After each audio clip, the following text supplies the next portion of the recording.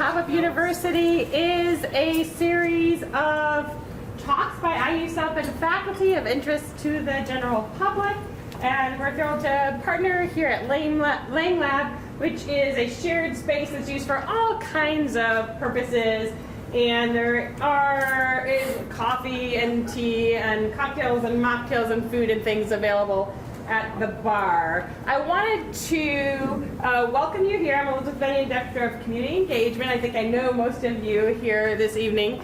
And we're thrilled to bring you a talk about a very timely topic in today's world, which is the rise of authoritarianism or elected autocrats. How is it that people in democracies elect candidates and politicians who might actually promote democratic backsliding, the weakening of democratic institutions, or perhaps even be a threat to democracy itself? This is an important question in Latin America, which is a primary area of research and interest for our speaker tonight, but also throughout the world. And we'll have some Q&A about how that might apply closer to home. There's certainly a lot of concerns about that here, even here in the United States.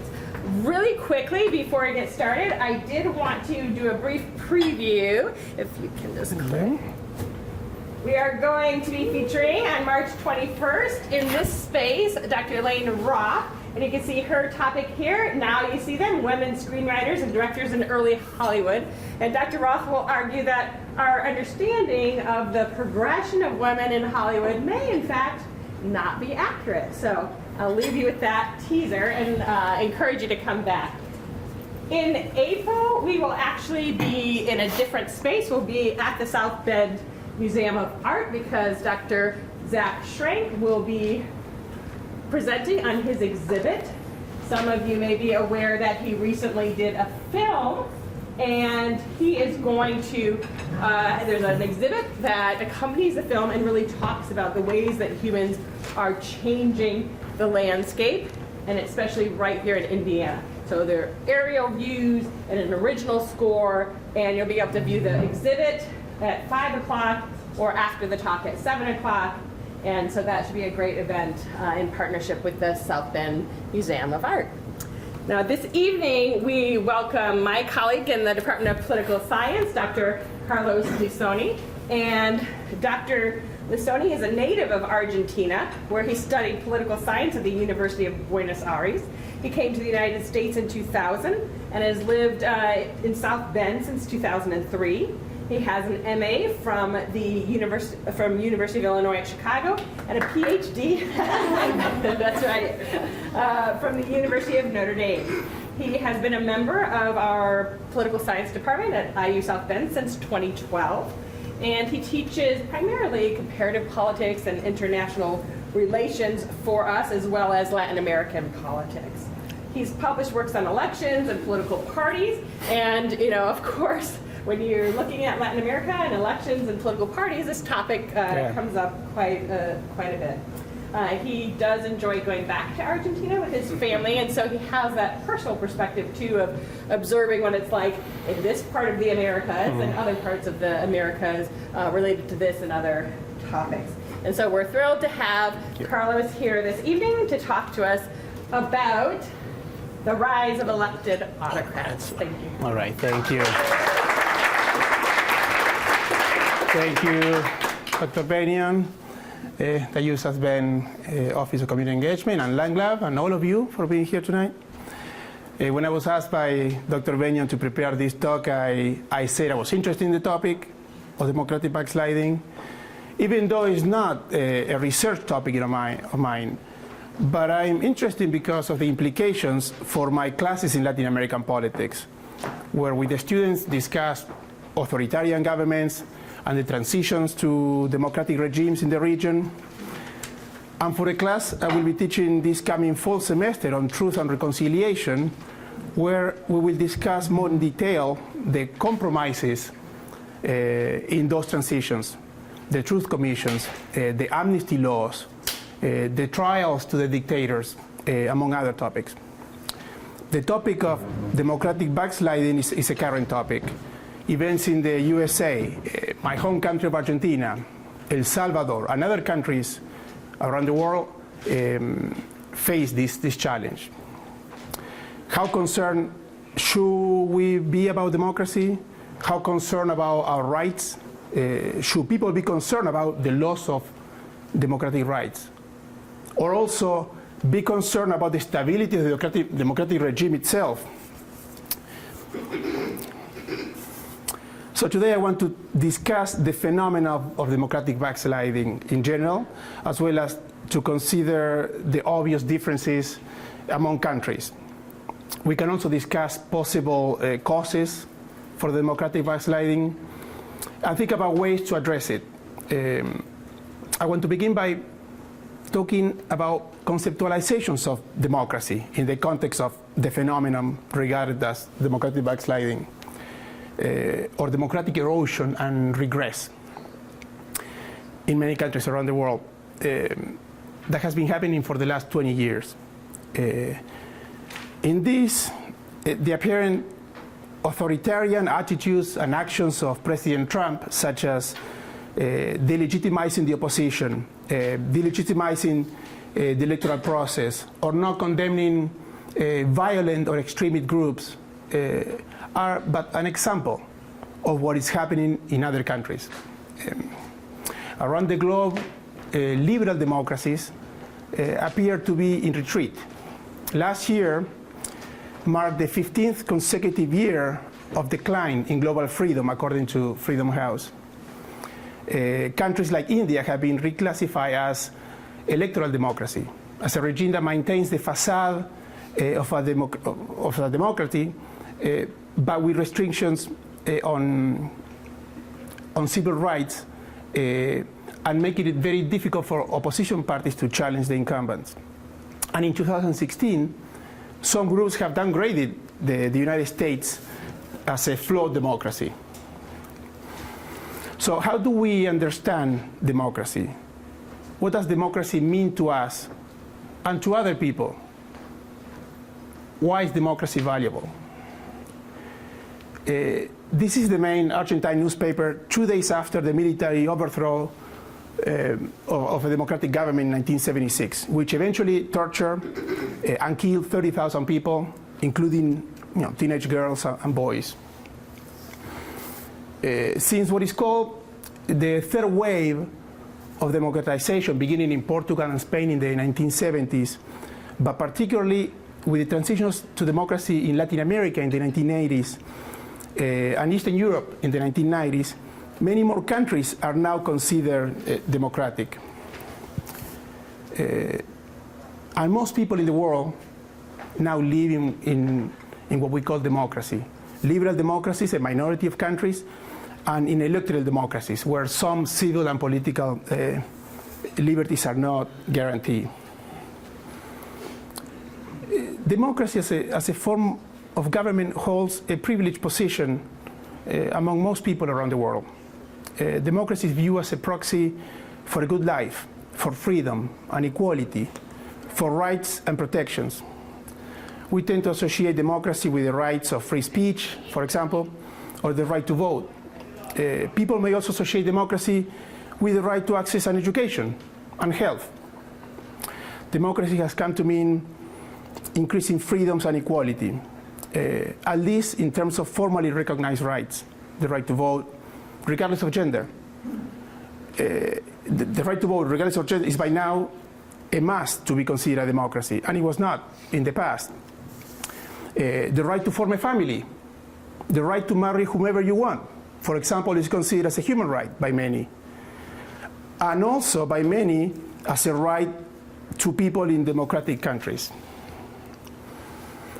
So the late Guillermo O'Donnell, professor of political science at the University of Notre Dame, and Argentine like myself, said that democracy is a moving horizon.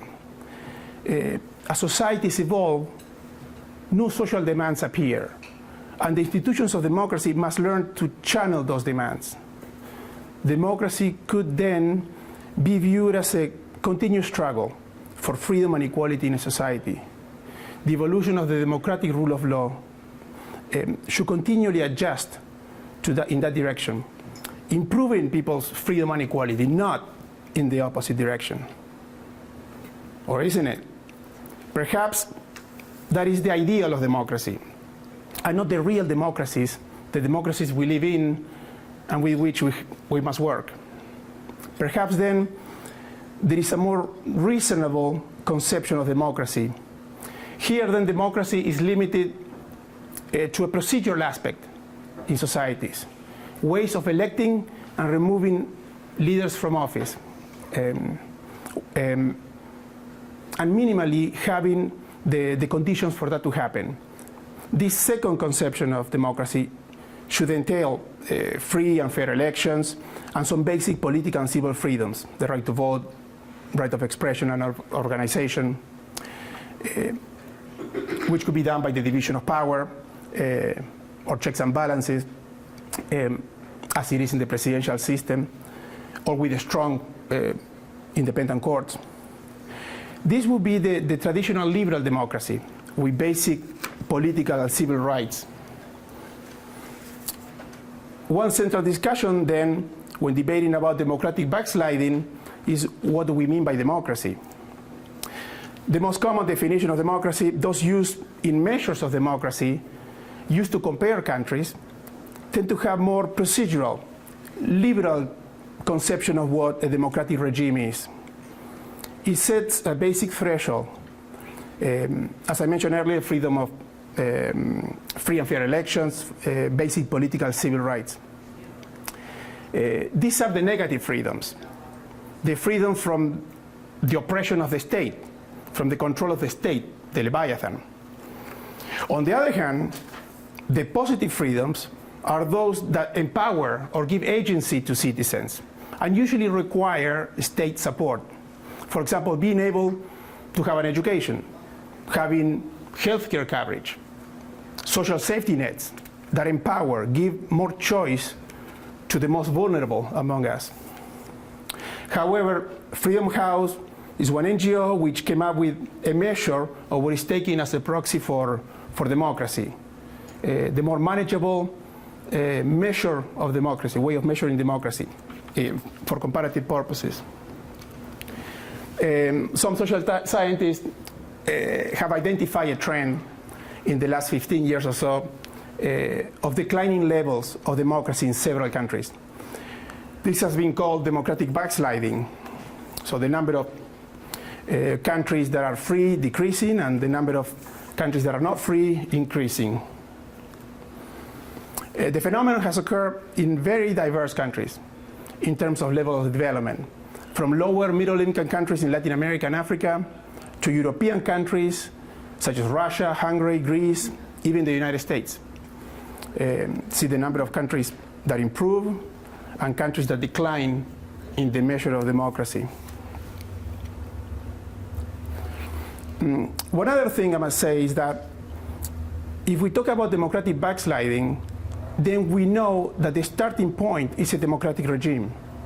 All the examples I mentioned are or were democratic at the onset of the backsliding process. It is pertinent, of course, to ask ourselves why and how this happened. The list of countries is diverse. However, I must also say that the diversity contains different experiences with what democracy is. The different experience can help us understand the resilience of the democratic institutions of a particular country, and let's call it a democratic culture. Let's look at some examples. First, El Salvador, a small country in Central America. The 1980s were marked by civil wars in El Salvador, Guatemala, and Nicaragua. El Frente Farabundo Martí para la Liberación Nacional, FMLN, umbrella guerrilla organization fighting the government troops, and Archbishop Oscar Romero, now a saint in the Catholic Church, who was killed while celebrating Mass, defending the innocent victims from the government death squads.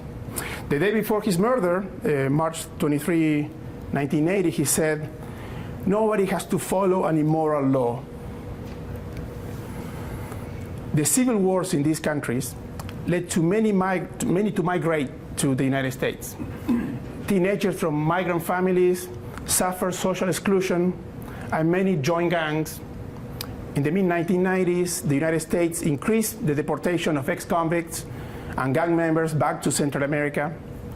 The gangs, or maras, established themselves as an alternative power to the state that demands extortion and to small businesses and residents. El Salvador has had some of the highest indices of criminal violence. The experience of democracy for somebody born and raised in this country, the United States, is very different from somebody born and raised in El Salvador, or Russia, or Argentina. El Salvador lived through military dictatorships, civil war until recently. Russia became formally a democracy in the 1990s, after decades of authoritarian and totalitarian governments. Argentina experienced 6 coups d'etat in the 20th century, hyperinflation in 1989, and a political, economic, and social crisis in 2001, where we had 5 presidents in 1 week. So the experience and the expectations of what it means to live in a democratic country is different for different people. And the democratic credentials and the strength of the institutions are likely not the same either in different countries. President Bukele has adopted many policies which go against many civil rights and against the rule of law. He has been condemned by international organizations for violations of human rights and by its own people in mass demonstrations. For example, removing judges, unpacking the Supreme Court, militarizing the country, and detaining 1% of the population, many without charges, in Latin America's biggest prison.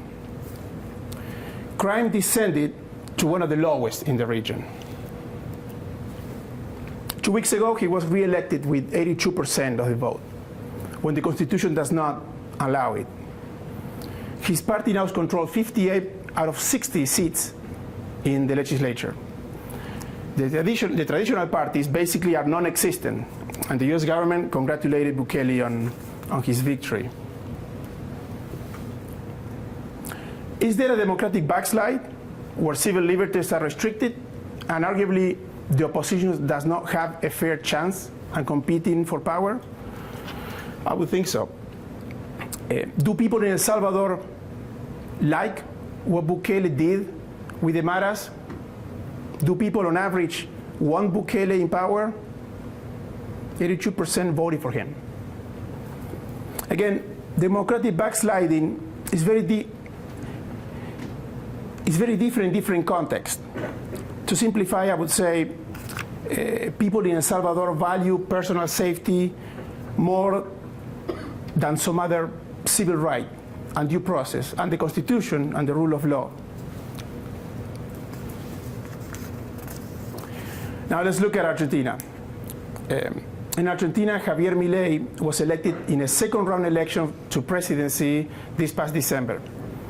His new party only has 30 out of 257 seats in the lower house of Congress and 6 out of 72 senators. On his second day in office, he devalued the national currency by 50% and issued a decree, an executive order, eliminating or changing some 300 existing laws and regulations. The Constitution allows the president to take legislative measures in case of emergency, and those decrees must be reviewed by Congress. However, they are valid until Congress can overturn them, which is in recess until March. The second week in office, he sent an omnibus bill to Congress with 300 laws, or rather 300 bills in it, in one package. One of them would require judges to use a tunic and gable, but also allowing for the privatization of all state-owned companies, changing the penal code. It was de facto a reshaping of the country. In this bill, the president is also telling Congress he needs special powers to deal with the economic crisis, education crisis, and 4 other types of crises. This would enable the president to avoid congressional oversight and appointments to different offices, which usually have congressional presence and representation, to take out foreign loans, to deregulate prices, and many other things without checks and balances. The UN and human rights activists in Argentina have expressed consternation over the new security guidelines to crack down on anticipated waves of protest. The government plans to use facial recognition technology to identify the protesters and then bill them for the cost of security services. This violates human rights and the right to freedom of expression and protest. There are also concerns about the push to overturn existing laws such as the legal safe abortion laws, labor laws, an integral sex education law which helps identify victims and empowers the kids to learn about what is not appropriate.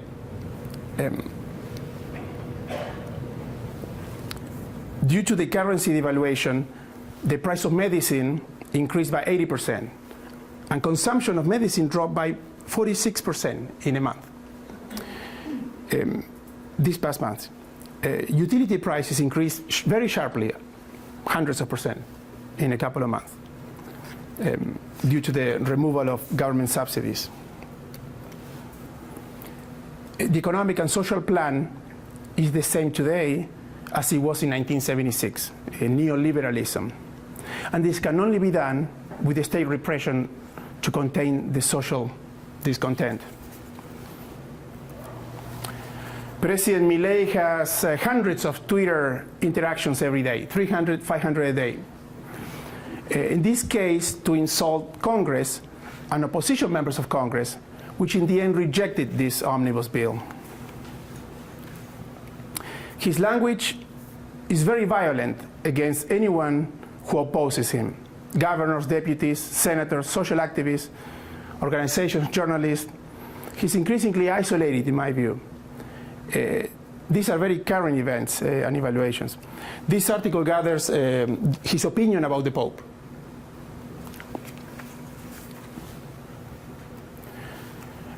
As I said, the bill was rejected in the lower house of Congress last week, and Milei retaliated by cutting all subsidies to transportation and insulting governors. He also cut the transfer of funds to provinces which are destined to education. Argentina is a federal country and is very unequal among the provinces. The federal government has traditionally compensated the poorer provinces. Without the federal help, the inequality will increase. All in accordance to the deal with the International Monetary Fund. So here President Milei is portrayed as the Terminator. He says, "Hasta la vista, baby," to Beliboni, a social leader, unions, governors, deputies. The president liked or retweeted this message. So what I just showed you are examples of policy changes or government action that reverse rights and freedoms to education, to freedom of expression, the unwillingness to compromise, the support of violent language, the delegitimization of democratic institutions and elected officials, among other things, contributes to democratic backsliding in Argentina. I also want to simply point to Argentina's Vice President, Victoria Villarroel, who is a defender, not a denier, but a defender of the dictatorship.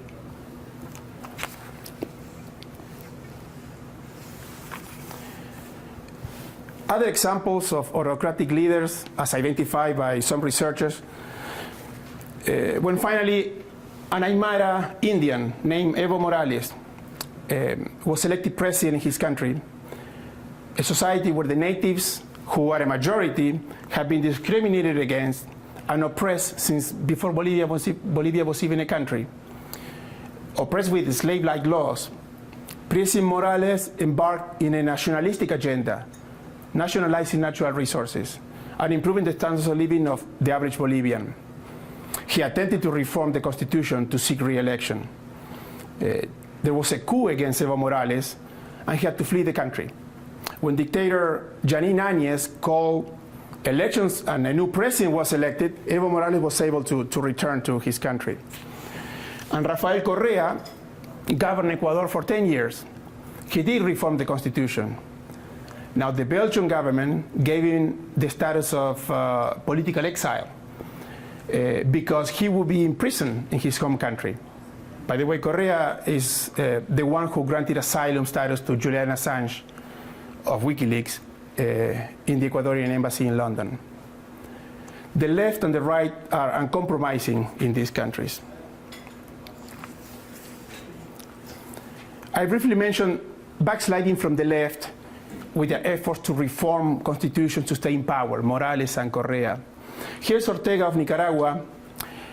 Nicaragua had the Somoza family in power for decades, the military dictatorships, and civil war until the 1990s. Ortega governed, his government faced the US-backed Contras in the 1980s. You may recall the Iran-Contra scandal.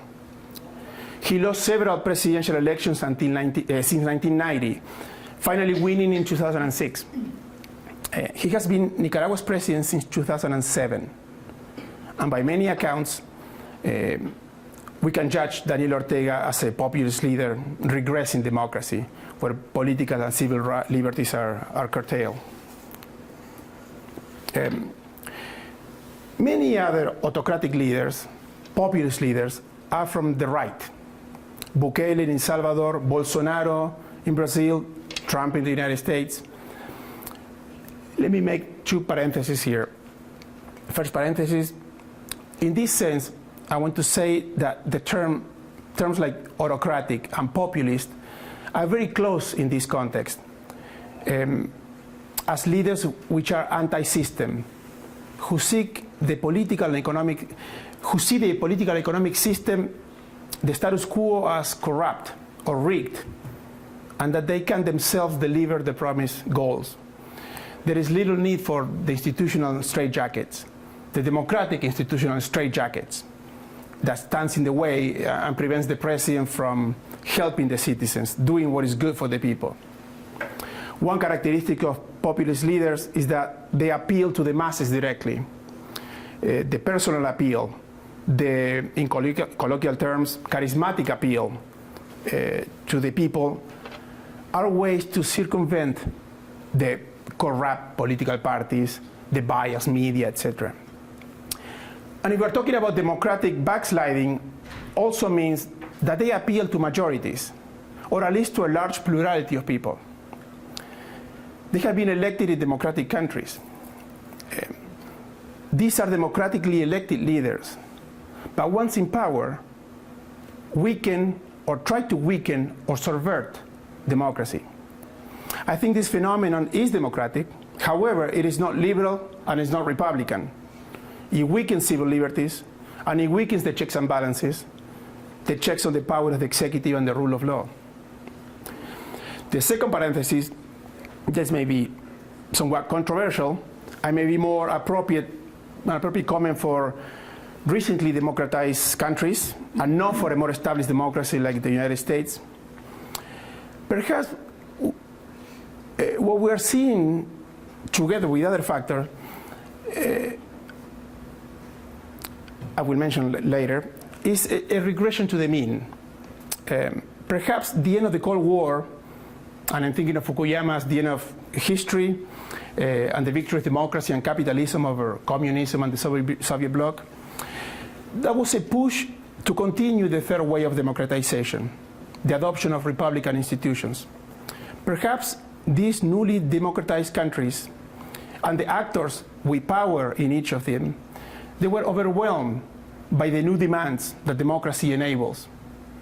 And what we see now is a reassertion of the traditional powerful sectors of society that see a challenge to their status quo.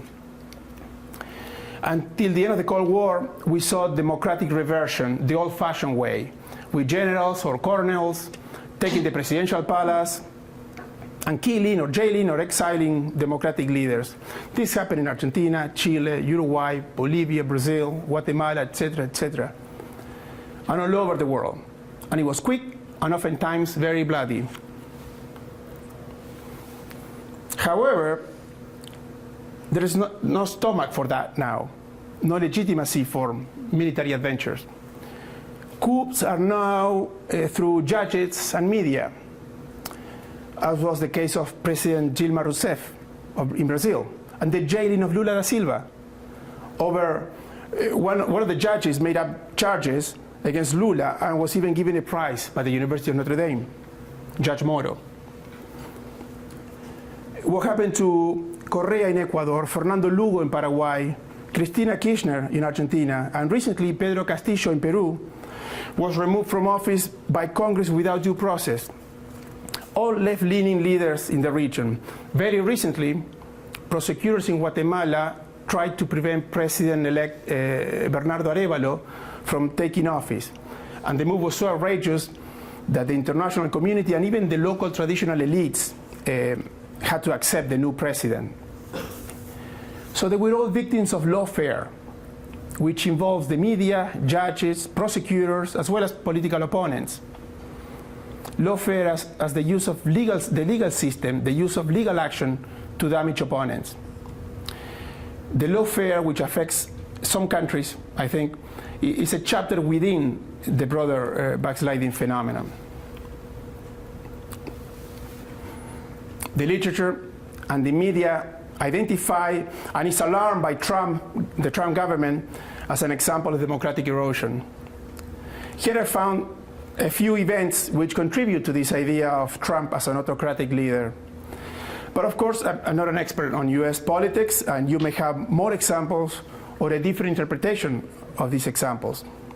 He delegitimizes judges, elections, and the electoral system, the opposition, that he legitimizes extremist views, that Trump defends extremist views in terms of immigrants, for example.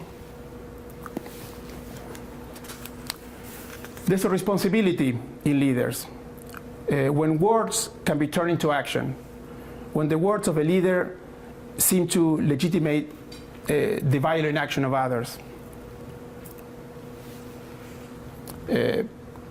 Again, Professor Guillermo O'Donnell would say that a weak democratic rule of law is when the existing laws have a systemic bias against an identifiable group of people, or when the application of the law has a systemic bias, as when the police disproportionately detain African Americans, or the prisons are populated disproportionately by minorities,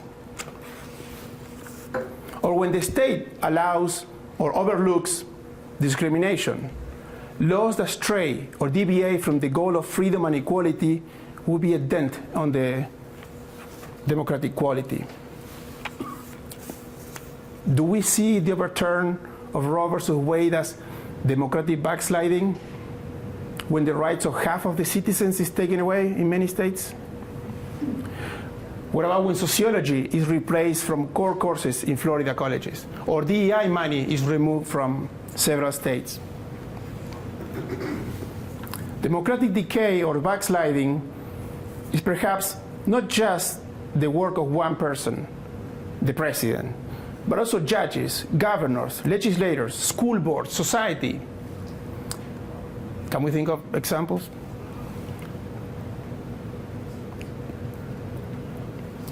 Separate but equals. Critical race theory produced a reaction from groups like the Heritage Foundation.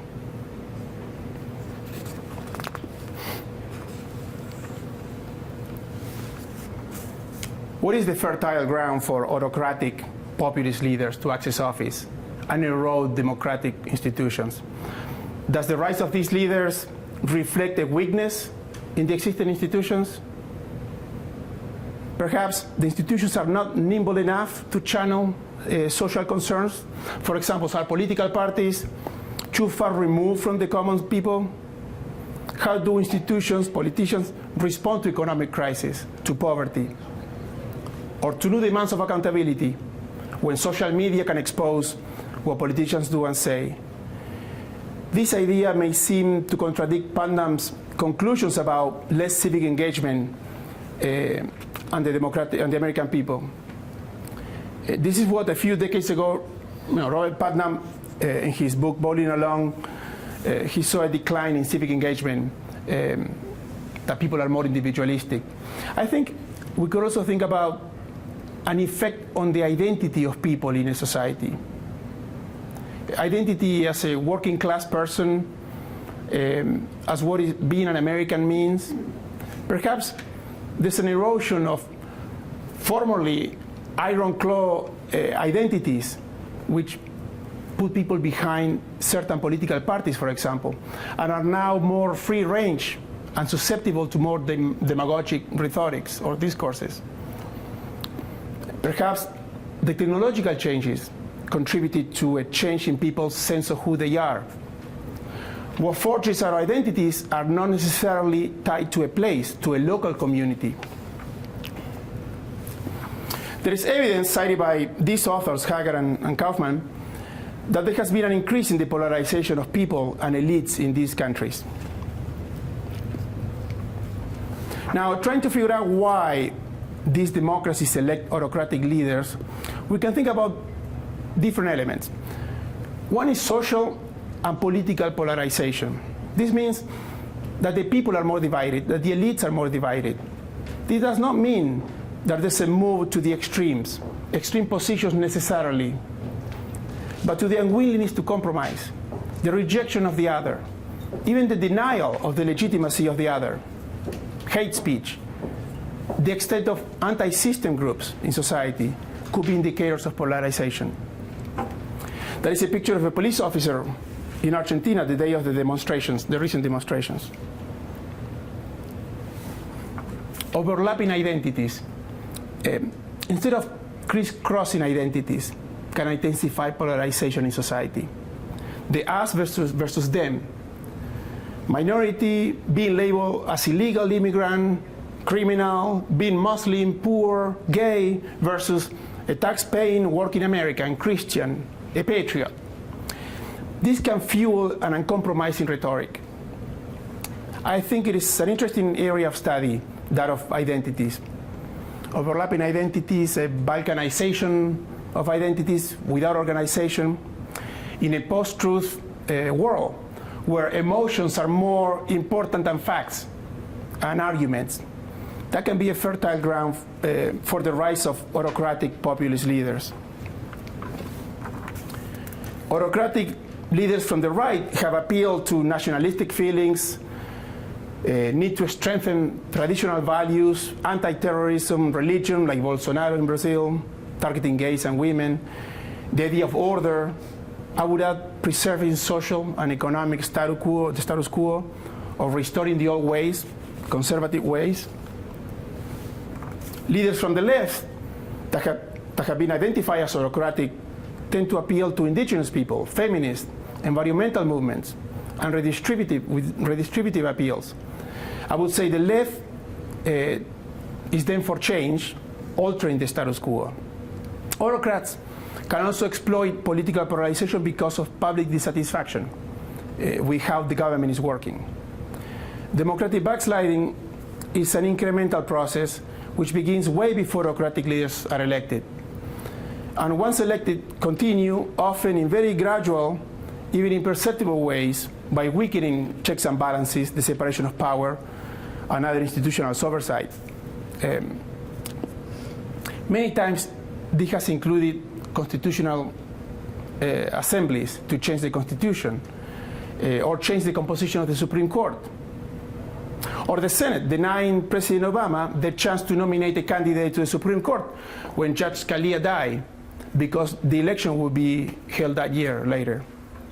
So the idea of incrementalism, the erosion of democratic rules, norms, behaviors, attitudes, may not be identified and be questioned right away, and eventually, in turn, become normal and expected. For example, to run a successful campaign, and I heard this recently on NPR, you need to take the gloves off for the campaign.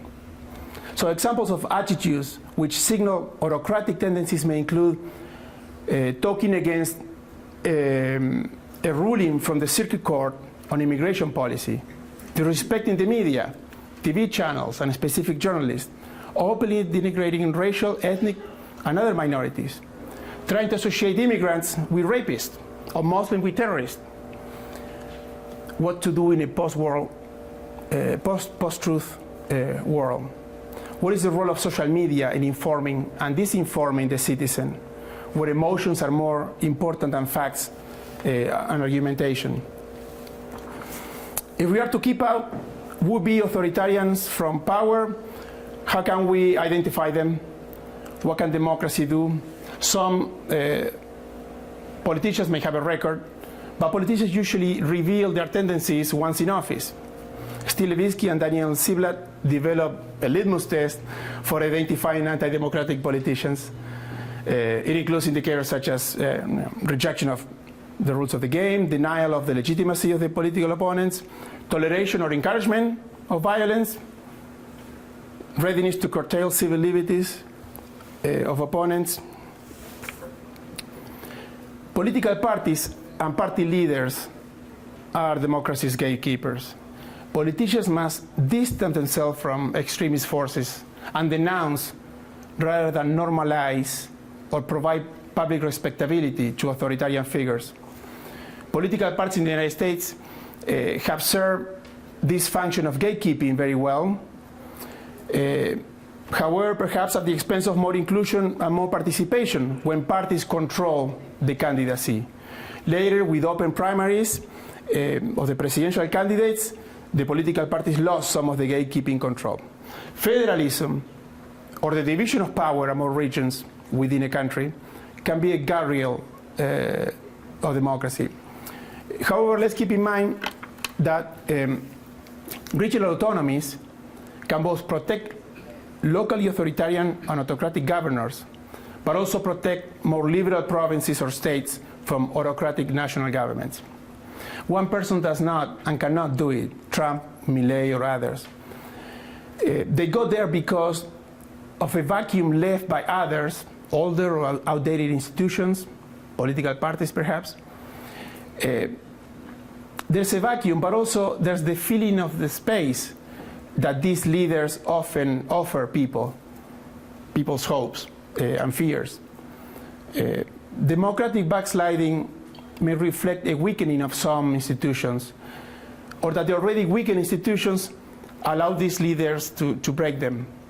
I think democracy is a moving horizon, and that institutions of democracy itself, must adapt. In my vision of democracy, democratic progress is when the laws improve freedom and equality among people. To promote civic engagement is to plant the seeds to immunize societies from authoritarian governments, autocratic tendencies, and appeals. Education in this regard is probably the best and most important ingredient. I want to finish today with a few pictures taken in Argentina, people eating out of a trash can, living on the streets in Buenos Aires, setting a trash can on fire in a demonstration a couple of weeks ago against Milei's bill to Congress. And I want us to think about democracy, the promise of democracy, and the structural violence in many of these countries that are electoral democracies, but are still lacking the full enjoyment of some civil rights. I mentioned education and the guardrails of democracy as a way of strengthening civil and political rights. As a way of summary, I want this last slide to be a few things which could be the enabling factors for the rise of autocratic leaders and for the democratic backslide we see in many countries. Right, thank you very much.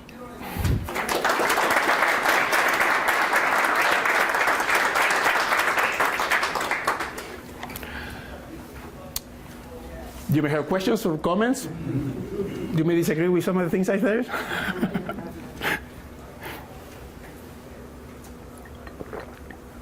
Yes. When I look at the last one, the perceived imminent crisis, I often now think manufactured imminent crisis. Manufacture. Yep. Yes. Have you had any pushback from the public for any of the things that you're teaching? No. My students know where I stand, but I'm open-minded. I mean, after 12 years teaching in Indiana, I get my message across. But the students they get both sides, or more than two sides. So, no, I love teaching. But I get engaged in my lectures, and they know what I think too. Yes. You mentioned the work of Putnam. Yep. Wondering if others or yourself are looking at other measurable things that are correlated with these changes that can be, quantified. Just imagining like, funding for higher ed, or participation in religious organizations, or anything you could imagine that would have a similar spatial. Showing a civic disengagement, or Yeah. So you start with the measurements of the decline in Yep. democracy. Are there other things that are easy to observe that correlate, not necessarily to cause it, but just that are correlated? well, that's why I began with the way that these people, these social scientists who focus on these points, measure democracy. The more liberal conception of the more procedural way of measuring democracy. And what we see is in many countries, governments that, I think there's a pushback. And that's why I was saying, perhaps not for the US, but many of Latin American countries, I had this idea that it's a reversion to the mean, unfortunately, because of all these conservative, traditional sectors that saw it easier, or it was easier for them during the Cold War. And now democracy, because the United States used to support the military regimes, basically, they say it in many Latin American countries. Now dictatorship is not well seen for investors either. So I don't think the states can handle the demands that democracy promises. Democracy is hope for everybody, but that hope cannot be materialized in these poor countries, and many have weak states that are not capable of handling the new demands.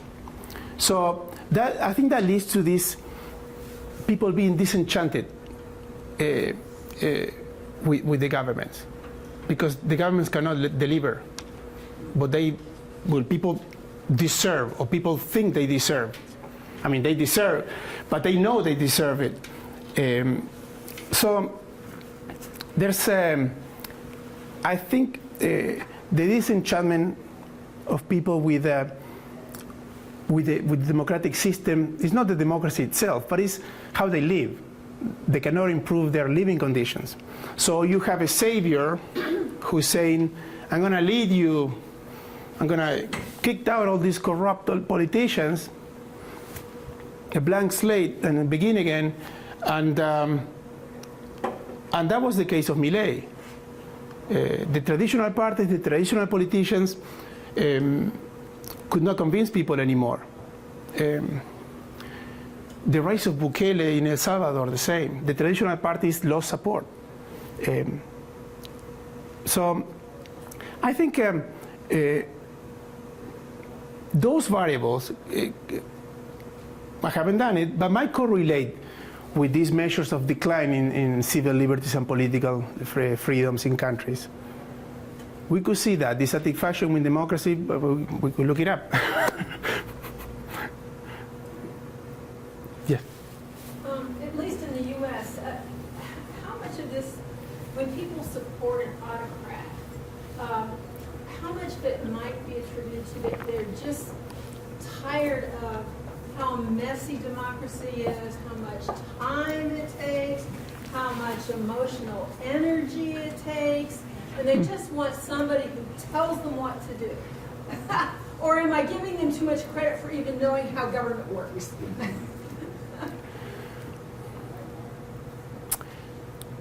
I think, but I was talking about Latin America a second ago. I think in the case of the United States, I think it's the same issue. Then people might feel too distant from the political process. It takes too long to find an answer. The system of checks and balances, and it is complicated to get a bill through Congress and all the committees. And people want answers. I mean, they have answers now. When you have a cell phone, they can find the answer right away. I mean, at the same time, you know, it's a person's life. Why wait? So I think this idea of identity, of community, these are all elements, I think, that can contribute to that. The people want the answers now, and that they're not getting them. They're not getting them right away. So they look for the hope. And you saw Milei with the chainsaw. And certainly the cameras, the spotlights are there. And there is something new. Or President Trump, I remember the campaign, the way he spoke about women and so forth. That might attract people because it's an outlier, it's something different. But that's without measuring the consequences of many of their actions. I mean, the violent words, the violent rhetoric. I mean, in Argentina, Milei, every day is a new thing going on. Being violent against actors, musicians, specific people in Congress, and nobody denouncing that. In fact, he likes or retweets violent comments. That doesn't lead for a society of dialogue. In fact, polarizes society. It's like hate speech. How can you compromise with that? So that is the opposite of democracy. What we need, dialogue, and we need to discuss and come to a consensus, a negotiation. Yeah, sorry, I kind of went by. I do that in my classes too.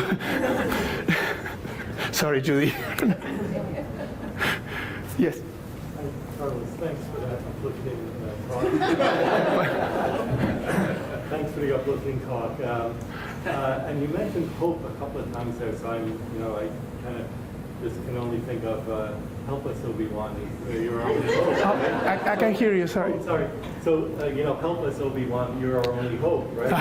Yes. So are there examples of democratic backslide that gets reversed and the country comes out the other side, stronger democracy, a better? So are there those examples? Yeah, I would say Argentina today. I think Milei, he doesn't have experience in politics.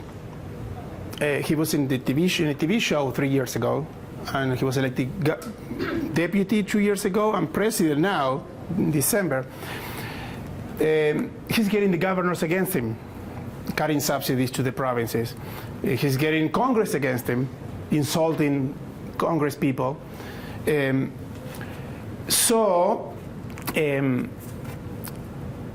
you will see Congress stepping up. You will see, hopefully, judges also stepping up and stopping some of the measures that are not democratic because they should go through Congress, for example. I think Milei is not incrementalist enough. He went fast right away. And that, in a way, is going to be good for Argentina, I think, because he will find the... So your hope is that it'll come out at the other end? Yes. But are there examples where it has actually happened? We'll see. This is, but Bolsonaro, his passport has been retained. Bolsonaro cannot leave Brazil now because he's been investigated on a plot, on a coup attempt against, I think now, against Lula. I think it was, recently. So, Argentina and Brazil, I think the institutions there might be a little stronger than other countries, like El Salvador, where the Supreme Court is already changed in favor of Bukele. Other cases, I don't know, you may have more better knowledge from Eastern Europe, but perhaps Orban. Yes, Gabriel. Just curious to continue this line of questioning. Everywhere from Colombia down to Argentina, there have actually been, in the last decades, changes from the right to the left government, right? So they first vote the rightist government, screwing things up, vote the left one to put it back together, then again the right one. Yep. So I wonder how do we interpret this alternation between right and left in power, given this overall backslide in... Well, I think the backslide, what you're referring to is the neoliberal period of the 90s, and then we see the so-called pink wave beginning in 2005, I think, or earlier, a little earlier, with the election of Lula, and you have Lula, Kirchner, Correa, I mean, all these leaders, Lugo, but then it started reversing again in 2015 in the case of Latin America. And you have all these conservative leaders like Bolsonaro, Macri. I think even in the U.S., right, after the first Bush, we elected Obama, after Obama, Trump, after Trump, Biden, right? So we seem to go through those. In Ecuador, the same, right? But it's two different things. One thing is moving from left to right, changing parties, Republican, Democrats, which are very close in the U.S. But different is when the leaders try to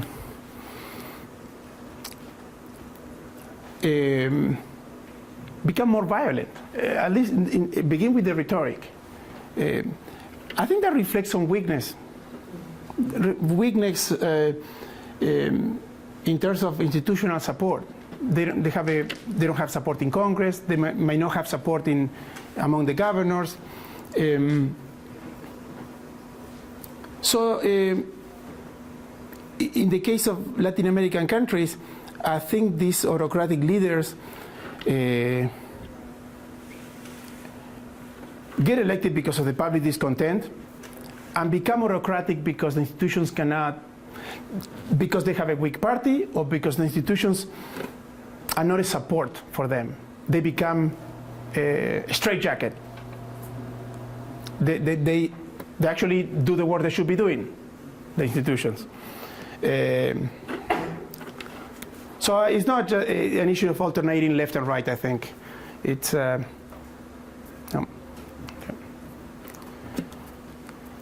Yes.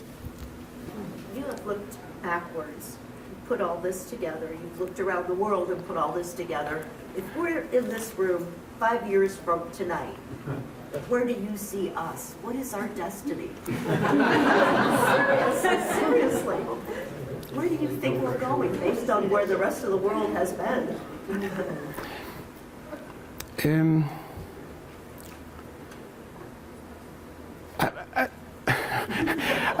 I don't understand how the Republican Party doesn't have another candidate, for example.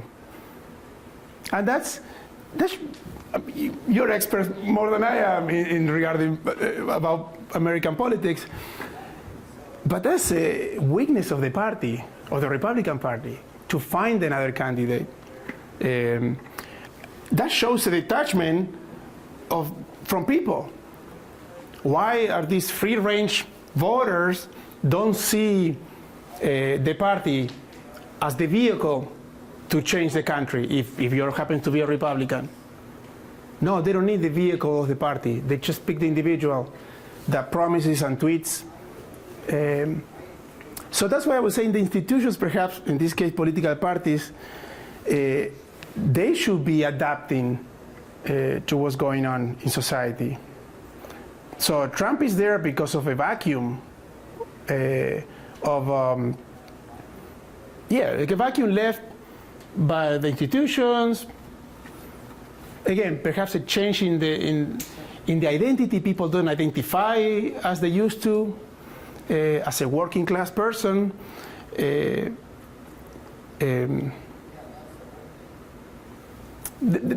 I put all these factors that perhaps have something to do with that allow the emergence of these leaders. So I don't see what we will be in 5 years. I don't think it will be too bad in this country, though.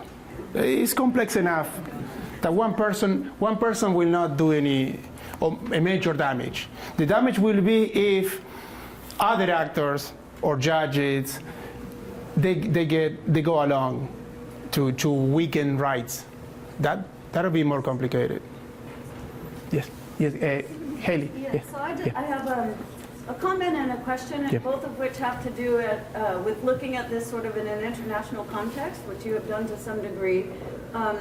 And so obviously, I'm a Latin Americanist as well, so I've taught this kind of stuff too. And you mentioned it, I know this wasn't the focus, but looking at the United States, you mentioned support. The United States propped up these dictators. El Salvador was the third largest recipient of aid during the 1980s. They knew about the massacre at El Mozote and all these things, and the Salvadoran army held a lottery to see who would get the privilege of shooting Archbishop Oscar Romero. So like Chile, Nixon, Kissinger said, well, people say he's a son of a bitch, but at least he's our son of a bitch. I didn't want to say it like that. I agree, of course. What you say, but that a lot of that violence and the propping up of these dictatorships, then even after there was a transition to democracy in many of these countries, there were gang violence, and then NAFTA, immigration. Many people predicted that would increase immigration to the United States. So the United States policy has actually promoted some of this autocracy in Latin America, and then now almost created some, this immigration. These Latin Americans are violent, they gang rapers, like for some of the rhetoric, I think. So that's just more of a comment, and feel free to say that. But I also wonder if on that list of enabling factors, do you think that international context, like people are looking at like, hey, Trump went in the United States and look what he gets away with. Maybe we can do it too. And then you see Bolsonaro and Milei and, Yes. and some in European I agree. countries, Italy. I think the issue of lawfare that I pointed out as a parenthesis, I said this is relevant, I think. There's no coup like there used to be anymore. But there are many attempts to remove, progressive leaders. With the judicial system, you have judges, prosecutors. They put people to trial. So in some cases, made up facts. The case of Lula is the biggest example. He was in jail. Yeah. Now he's president again, but he was prevented from running.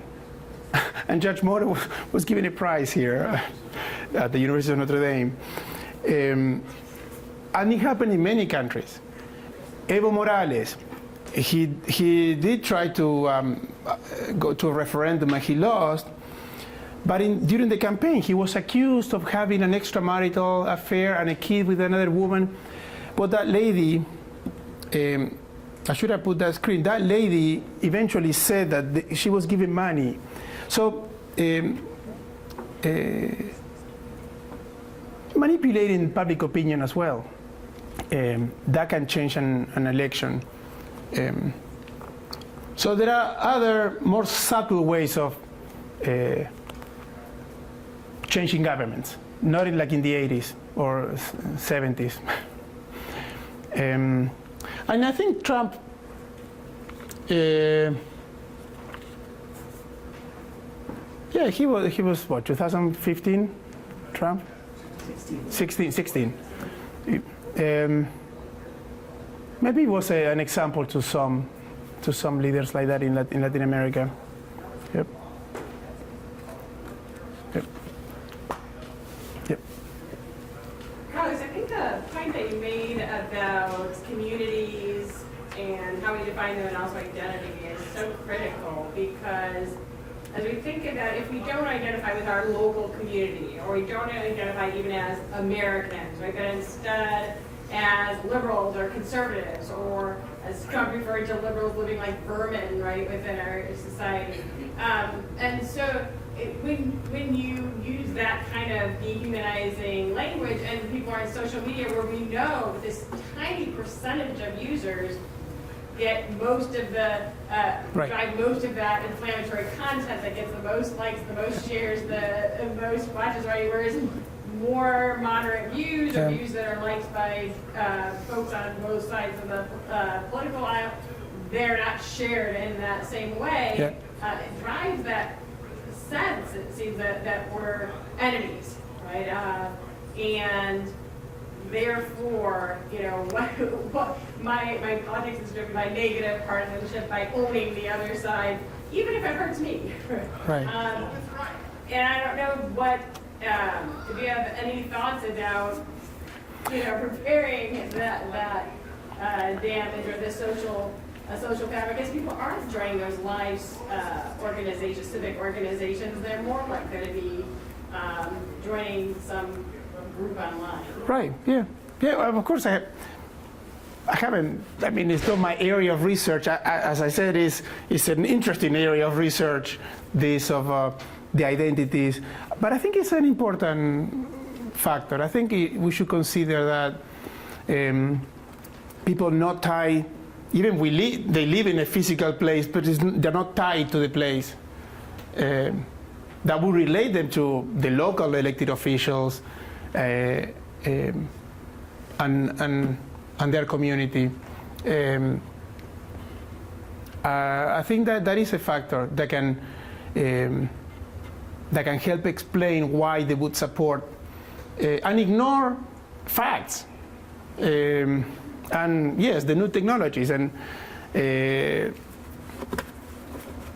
images and videos that are more attractive than reading a book. So, and a quick pace, and I think that can have an effect on how they view what should be done. We should elect this person because this person is better than all those boring, corrupt politicians. So, again, I don't have answers for that. Again, it's not my area of expertise, but I think it's very interesting, and there are many lines of research, I think, out of this topic. Yep. Yes. I recall that a few years ago, the expert on, I think, Eastern European 20th century history and government, Timothy Snyder, published a tiny book with 20 things to do to protect democracy. I think it might have been called On Tyranny, but he said one of his 20 things was find an institution and do work to protect it. Because with the chance for active citizenship and for the movement toward better instead of more corroded democracy seems to usually require at least one or two institutions remaining somewhat healthy. Right. So if in the United States the Supreme Court does not remain somewhat healthy, that, if the House of Representatives does not remain somewhat healthy, things can go very bad. But anyway, that's one of his recommendations. Of course, it's for another class. The electoral system could even have an effect. I think the way the members of Congress are elected. In Argentina, the president does not talk to Congress. He talks to the governors. Why? Because the governors at home kind of make the list of candidates. The governor is the boss, the leader in each province, and negotiates the list within the province that then go to Congress. In the US, each Congress is their own person. They get the money, they get elected, they go to Congress. They don't answer to the governor. I might be wrong, but they in safe districts in the U.S., most of the districts are safe, are not competitive. So, again, perhaps it is a variable to consider to have stronger parties. And what I'm basically saying is that U.S. parties are not strong enough because the members are atomized. The members are atomized because they rely on themselves to get reelected.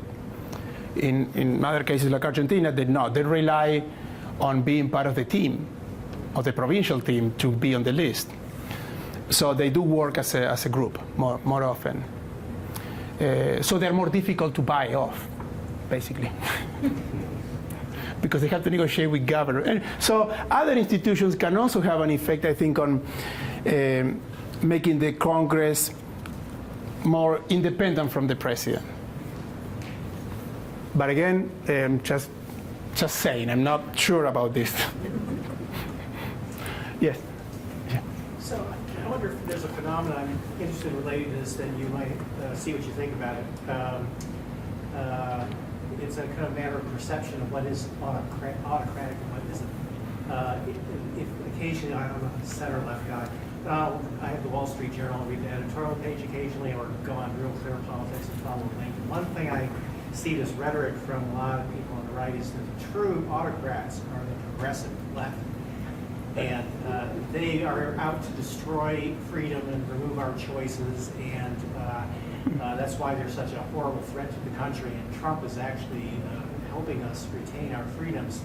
And the examples they give are things like, this might seg for wokeism, talk about that, or the attacks on universities now are often centered on the idea that they don't allow freedom of speech, that conservative speakers come to campus, they're shouted down, they're removed, they're not allowed to speak.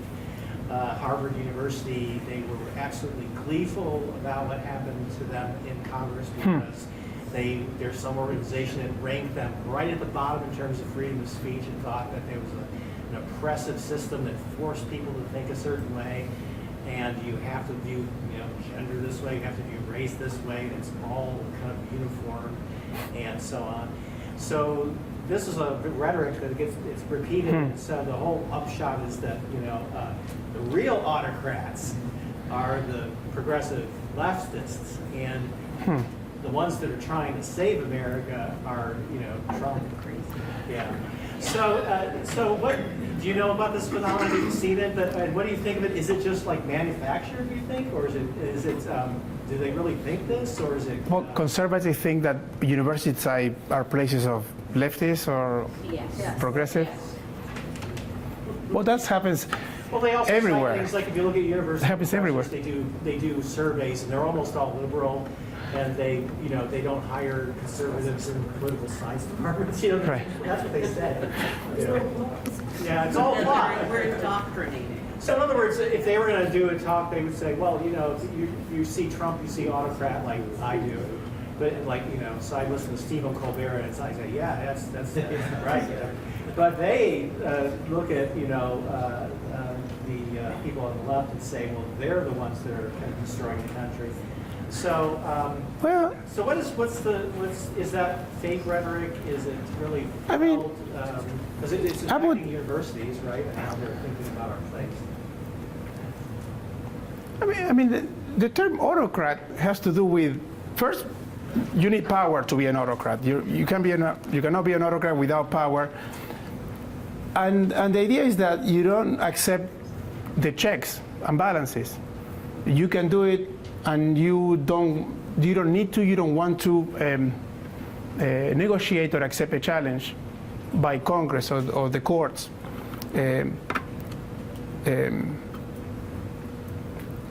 Like the opposite would be being in a republic. I wouldn't use that term for a university. That's for sure. No. So is it just they don't understand what autocracy is? Yeah, I would think so. I wouldn't call a university autocratic. No. No, they could say the professors are authoritarian in the classroom, but They think the institutions are. you could be authoritarian, I think, professor of political science here around. You could be authoritarian and not autocratic. Like having the Soviet system. Well, you can have authoritarian regimes where the bureaucracies have to talk to each other. When you have an autocratic government, you usually have one person or a few people making the decisions. No, I wouldn't use the term autocratic on a university, sorry, to close that. No. By the way, I wasn't suggesting that's true. I'm just looking at the perception that people have in the rhetoric, so things like that. So Yeah. it's out there. Yeah, I mean, and Lyle, I think that you asked, like, is this real, is it manufactured? I mean, I think the feeling is very much real, and part of it comes, Kathy Kramer from the University of Wisconsin wrote a book called The Politics of Resentment that's about the rise of Scott Walker in Wisconsin, but became much more widely read when Donald Trump was elected, because it fairly well describes a lot of voters who supported Donald Trump, which is this idea that folks, particularly white working class men in the Midwest and elsewhere, had, that other people were getting good things that they deserved, and they were being forgotten, they're being left behind, nobody cared about them. So there were the Madison people, who were the intellectual liberal elites, and there were the Milwaukee people, which was code primarily for African Americans, and that these folks were getting everything, well, they were not doing well. If you look at the actual tax outlays and who was getting what, it wasn't true, but they were facing problems with employment at the time. They were facing their own economic pressures. And also this sense of like, oh, I'm not respected because I didn't go to college, and the real American, it works with their hands, right? They're not even doing work. And so there is that identity piece, for sure. And it's very deeply felt. And of course, you can't tell any of these stories of U.S. history or U.S. politics without also looking at race. And that's somewhere where immigration comes in with attitudes toward Latinos and African Americans in the country come in as well. It's just all this sense of this golden age that at some point existed. But does that mean like people are, that what they're feeling isn't real? No. Are they feeling forgotten? Are they feeling disrespected? Are they right that the majority of journalists and the majority of professors are liberal? They are. It's not because, I mean, well, it's a long story of why that is, and why people go into these kind of low-paid require a lot of education. And conservatives are like, no thanks. I think this other job looks a little bit more appealing. So it's a long story. But I think that narrative is true. But the difference here, I think that Carlos was pointing out, which is a good one, is, but do you accept the transition of power? In 2016 and 2020, Trump refused to say he would accept the election results unless he was elected. That would be the only way he knew that it wasn't rigged. Yeah. We heard that both times, right? And so that is a substantial difference. Or retweeting or using violent imagery of what should really happen to these people. And that's where it looks quite different from just like those ideological differences or this sense that you control. But there is a sense that, particularly in the university with DEIJB work, that if you don't agree with this framework, you better shut your mouth or leave the university, right? And so how do you create this inclusion and belonging? And what does that mean for conservative students for whom this is just brand new, and they're feeling afraid to even ask a question, or that they'll say the wrong thing? I don't think we've done a terribly good job having these conversations. And so right now in Indiana, as most of you know, there is a bill with two of our own area legislators supporting and sponsoring it, which will survey the students about the ideological beliefs of the professors. We'll strip tenure from anybody who doesn't have sufficient ideological diversity within their classroom. We'll encourage students to report anybody who is being biased in the classroom. So, I mean, for folks like me who teach political controversies, and the students have always been great, right, from all the different perspectives they read, and all it takes is one person to say, oh, well, I think she said this, or I think she said that, or you give a fact that you have to say, some people believe there was a Holocaust, but others deny that, and I'll let you decide, right? If it is a fact-free, and Carlos used sort of that, or post-fact kind of society, where do you draw the line of what a particular one listener might think is an ideological claim? The election of 2020 was not rigged. Oh, is that a fact-based claim? Well, most Republicans elected administrators say it's a fact-based claim, but not every student and not every former president would agree, right? And so it is a really challenging time, I think, and at the time that we need most to be discussing these ideas, collectively, there are kind of attempts to not allow us to have these discussions. So I think that is concerning, especially as Carlos pointed out, the importance of education and sustaining a democracy. Exactly. So it's not about just Trump or Milei or Bukele. It happens. Has to be other people as well. It's not just the one person. So that's why I was saying education, I think, is key. Civic engagement, getting people involved in their local community. And those are part of the guardrails of democracy. Try to defend democracy in all fronts, beginning in the classroom, accepting the diversity, of course, from different positions. But it begins in the classroom, I think. Well, we appreciate you leading us.